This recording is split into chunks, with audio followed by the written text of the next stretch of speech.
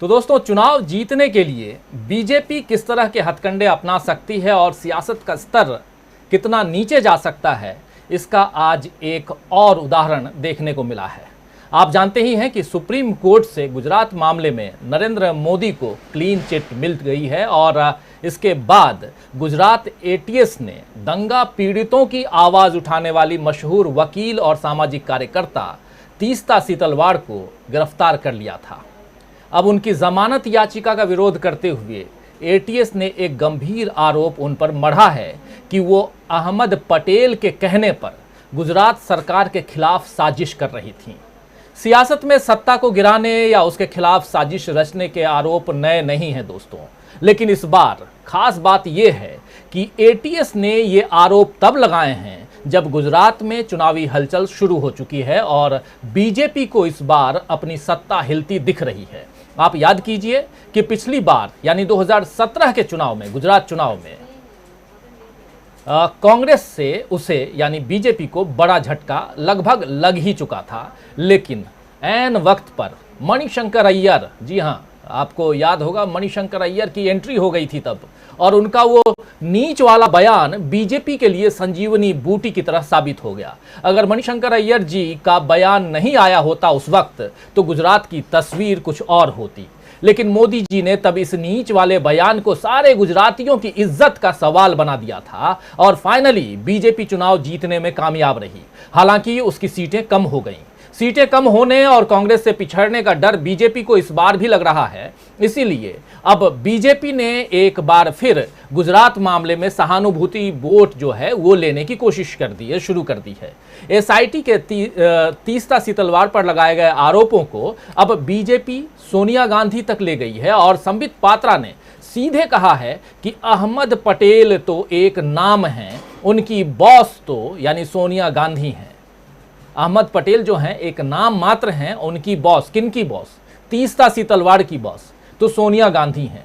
आप जानते ही हैं कि अहमद पटेल अब इस दुनिया में नहीं हैं और संस्कारों की बात करने वाली बीजेपी को इतना पता होना ही चाहिए कि जो जीवित नहीं है उसके बारे में दुष्प्रचार नहीं करते हैं। अहमद पटेल होते तो बीजेपी को करारा जवाब दे देते या दे सकते थे, लेकिन वो अपना पक्ष रखने के लिए अब इस दुनिया में नहीं है, यानी जीवित नहीं है। लेकिन उनका खौफ बीजेपी को कितना है, इसका अंदाजा बीजेपी के आरोप से आप लगा सकते हैं। आइए जरा संबित पात्रा को सबसे पहले सुन लेते हैं, आरोप लगाते हुए क्या कुछ कह रहे हैं जरा सुनते हैं। उसके बाद कांग्रेस ने क्या कुछ कहा है और कैसे हम लिख रहे हैं कि अपने ही जाल में फंस गई है बीजेपी, ये समझेंगे। लेकिन सबसे पहले संबित पात्रा क्या कुछ कह रहे हैं जरा सुन लेते हैं। षड्यंत्र तो हुआ, षड्यंत्र के रचयिता कौन थे? श्री अहमद पटेल, जो पूर्व के कांग्रेस के दिग्गज नेता, राज्यसभा के मेंबर ऑफ पार्लियामेंट और मुख्यतः chief political adviser to the then Congress president Sonia Gandhi. मैं आज इस मंच से अहमद पटेल जी की शांति की कामना करता हूं।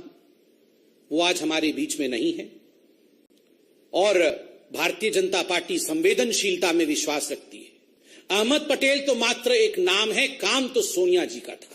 अपने मुख्य पॉलिटिकल एडवाइजर अहमद पटेल के माध्यम से सोनिया जी ने गुजरात के छवि को धूमिल करने की चेष्टा की।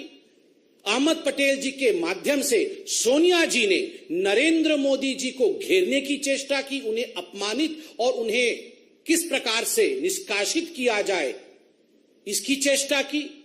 और ये पूरे षड्यंत्र की रचयिता सोनिया गांधी है। ये एफिडेविट कहती है, मीडिया से हमने एफिडेविट डाउनलोड किया है, and I would like to quote from the affidavit, and I quote, the applicant Setalvad held a meeting with Ahmed Patel and received ₹5 lakh at the first instance, where the money was given to her by one of the witnesses on the instructions of Patel. 2 days later, they met at the circuit house at Shahibabad in Ahmedabad, where she received ₹25 lakh more from Patel. This amount was not for relief work, as relief activity was carried out by Gujarat Relief Committee. There were many other political leaders in the meeting. पैसे दिए गए और जो पहला किस्त गया है वो पहला किस्त 5 + 25 अर्थात 30 लाख का पहला किस्त सोनिया गांधी जी ने तीस्ता सीतलवाड़ को दिया। अहमद पटेल जी हमारे बीच में नहीं है। अहमद पटेल जी ने तो केवल डिलीवर किया। दिया सोनिया जी ने अपनी तिजोरी से, डिलीवरी की अहमद पटेल जी ने, और लिया तीस्ता सितलवाड़ ने। और याद रखिए, ये 30 लाख उस जमाने में केवल पहला किस्त था। This was just the first instalment. इसके आगे न जाने कितने करोड़ों रुपए सोनिया गांधी जी ने नरेंद्र मोदी जी को अपमानित और बदनाम करने के लिए, झूठे षड्यंत्र में फंसाने के लिए, बीजेपी को नीचे गिराने के लिए, बीजेपी कैसे आगे ना बढ़े इस चेष्टा में, और केवल बीजेपी और मोदी को पीछे रख करके राहुल गांधी को प्रमोट करने के लिए तीस्ता सितलवाड़ का इस्तेमाल इस पैसे से सोनिया गांधी जी ने किया। तो सुना आपने क्या कुछ कह रहे थे संबित पात्रा। वैसे अहमद पटेल की बेटी ने बीजेपी पर पलटवार किया है कि 2020 तक बीजेपी ने इस बारे में कुछ क्यों नहीं कहा था। इधर कांग्रेस ने भी आज प्रेस कॉन्फ्रेंस करके बीजेपी को खूब तगड़ा जवाब दिया है। क्या कुछ कहा गया है इस प्रेस कॉन्फ्रेंस में, आइए सुन लेते हैं जरा, फिर आगे बढ़ते हैं। पवन खेड़ा क्या कुछ कह रहे हैं। अहमद पटेल जी हो या सोनिया जी हो, यह सब तो एक बहाना है। जो असली है वो गुजरात चुनाव निशाना है। तो और मैंने आपको एक पैटर्न बताया आज। अभी तो मैंने 2 पैटर्न बताया आपको, 2017 का और अब 2022 का। उससे भी पहले जब ये मुख्यमंत्री थे जनाब, तब का भी पैटर्न अगर आप उठाकर देख लेंगे, हर चुनाव से पहले एक षड्यंत्र दिखा देते थे। खतरा है, नरेंद्र मोदी जी को खतरा है, उनके खिलाफ षड्यंत्र रचा जा रहा है। तब सिर्फ मुख्यमंत्री थे तो अगल बगल के देशों का इशारा कर देते थे। अब वो प्रधानमंत्री हो गए हैं तो अब तो ग्लोबल कॉन्स्पिरेसी है। आप हैरान हो जाएंगे, थोड़ी दिनों में शायद आ जाएगा कि साउथ पोल से कॉन्स्पिरेसी हो गई, नॉर्थ पोल से कॉन्स्पिरेसी, पूरा विश्व कॉन्स्पिरेसी कर रहा है नरेंद्र मोदी जी के खिलाफ। ये इनका पुराना ढर्रा है। और अफसोस की बात है, हमने सोचा 8 साल हो गए सरकार चलाते हुए तो ढर्रा बदलेगा, अब तो कुछ दिखाने को होगा कि भाई मैंने किसानों के लिए कर दिया, नौजवानों के लिए कर दिया, अर्थव्यवस्था के लिए कर दिया। अब वो दिखा के चुनाव जीतेंगे, वो अब कर नहीं पा रहे। अभी मैं पिछले हफ्ते गुजरात में था, हाईवे पर जाम था। हाईवे से निकलकर मैं बगल के रास्तों से लोगों ने, लोकल्स ने बताया कि यहां से चले जाइए। सड़कों की हालत अगर आप देख लेंगे तो आपको बिहार की सड़कें पसंद आ जाएंगी। यह हालत थी सड़कों की।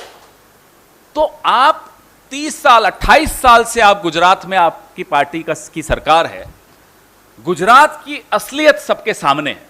अब उस असलियत को ढकने के लिए ये इस तरह की थ्योरीज लाते हैं कि अब मेरे खिलाफ षड्यंत्र हो गया, इसमें मुसलमान जरूर नाम आएगा कि मुसलमान शामिल थे, विपक्ष शामिल था, कभी अंसारी जी, कभी अहमद पटेल जी, कभी डॉक्टर मनमोहन सिंह, और तो और पूर्व सेनाध्यक्ष जनरल दीपक कपूर भी इनके खिलाफ षड्यंत्र कर रहे थे। बताइए, इससे ज्यादा छुई मुई प्रधानमंत्री मैंने नहीं देखा।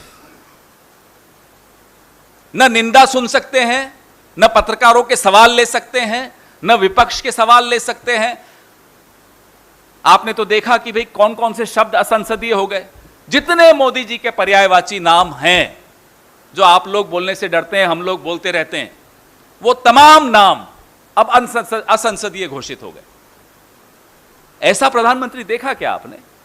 चीन से जब हिंदुस्तान का युद्ध हो रहा था, 62 का युद्ध, तब संसद के भीतर अटल जी ललकार रहे थे जवाहरलाल नेहरू जी को। वहां सीमा पर सेना लड़ रही थी, संसद में विपक्ष हम पर आरोप लगा रहा था। यह लोकतंत्र होता है। और पार्लियामेंट स्ट्रीट थाने पर जनसंघ का प्रदर्शन चल रहा था, प्रचंड प्रदर्शन चल रहा था। यह होता है लोकतंत्र।